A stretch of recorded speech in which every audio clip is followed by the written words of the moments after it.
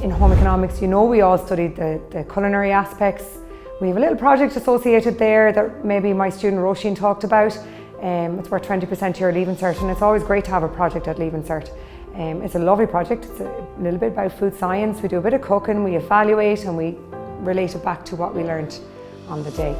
Obviously then we move into nutrition. We do a little bit about chemical. We can link in with chemistry there, but we have a lot about nutrition.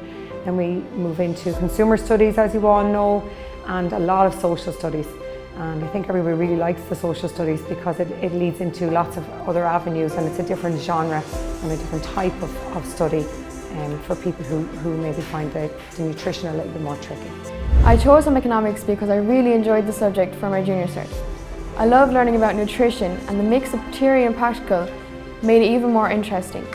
Choosing to study home economics can open many career opportunities such as teaching, nutritionist and nursing. So it is a great subject to have as part of your Leaving Cert. We have the project, as I already mentioned, in home economics. It's for 20%. So we complete that usually in 5th year. We have 4 assignments and we complete them in 5th year, and they're submitted to the department around midterm break in 6th year.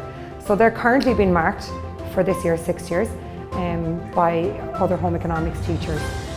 So I'm quite involved in that process myself. It's enjoyable to be involved in it, and it's a really fair process, and a lot of students get really high marks in that project. After that then in June we have our written assessment as normal, and it's going to cover, it's going to cover short questions, and we have a long question on nutrition which we are really well prepared for, and then we have options between consumer studies, more food studies questions and social studies questions, and there's an elective study as well. We usually study social studies there because most people enjoy it the most, but we can study home design and management as well. So it depends on the cohort of students usually. I really enjoy learning about nutrition, even though it can be tough at times. The more you study it, the easier it gets. The main thing is, don't be afraid to ask your teacher if you need help. They're always there to help you. I also love the social studies, as it covers different topics such as family and the marriage, so it's not all about nutrition. The journals can be time consuming, but the best idea for them is to get them done as early as possible so there's less stress before your due date.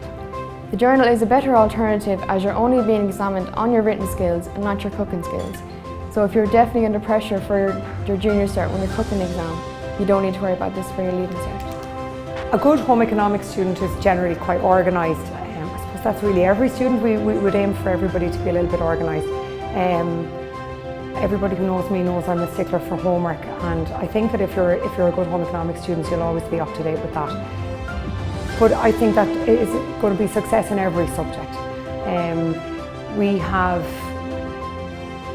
the project element. You definitely need a little bit of organisation. We have the project is quite easy if you keep on top of your workload, and as a result of that you get 20%. Most people who have completed the project will get a H1 or H2 in this particular project. They complete it, and they complete it according to the guidelines, and they keep organised. A good home economics student is probably like myself, a little bit passionate about something, and everybody knows that I love nutrition, and I love talking about nutrition and food and healthy lifestyles and healthy diets.